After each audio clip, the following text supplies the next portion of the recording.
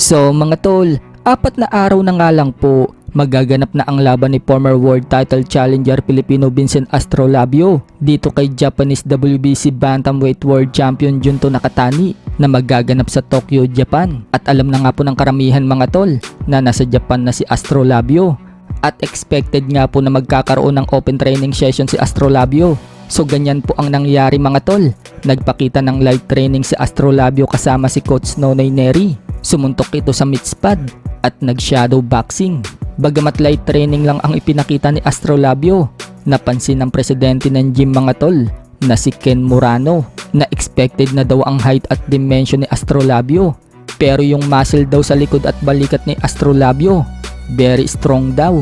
Maganda din daw ang kondisyon ni Astrolabio mga tol. At sa tingin umano niya, mabigat daw na kalaban si Astrolabio para dito kay Nakatani.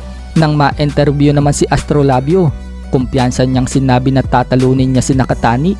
Wika ni Astrolabio mga tol, ina-knockout daw niya itong si Nakatani.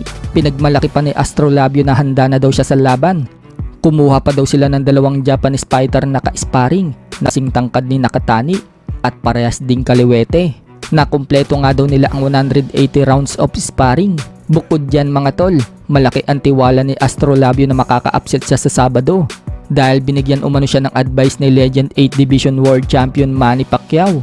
Nang tanungin ang Pinoy mga tol kung anong advice ang binigay sa kanya ni Manny Pacquiao, sinekreto po ni Astrolabio, makikita na lang umano yan sa July 20. Habang si Nakatani mga tol, sinabi ding ina-knockout umano niya itong si Astrolabio. Ipapakita daw niya sa mga fans ang knockout scene. Samantala, sinabi naman ng sports analyst na si Attorney Ed Tolentino dito sa channel ni JMC Yasat, may pag-asa daw manalo si Astrolabio. Basta dikdikin daw na ito si Nakatani sa loob para hindi daw ito maging komportable. Gamitin daw ni Astrolabio ang bigat niya dahil malaki daw ang kaha ni Astrolabio. Ginawa nga din daw yan ni Alexandro Santiago kay Nakatani, pero maliit daw itong si Santiago at mahina sumuntok. Hindi daw katulad ni Astrolabio na malakas sumuntok.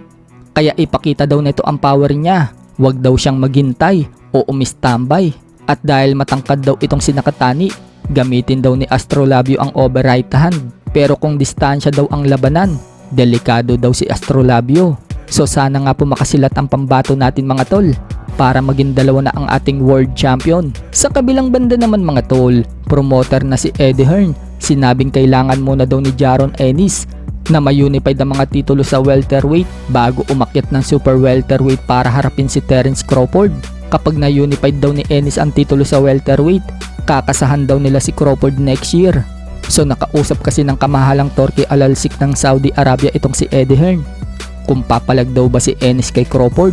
Umoo naman itong si Eddie Hearn, kaya wika ni Turki Al-Alsik, kapag hindi daw lumaban si Canelo Alvarez dito kay Crawford, si Jaron Ennis daw ang pangalawang option.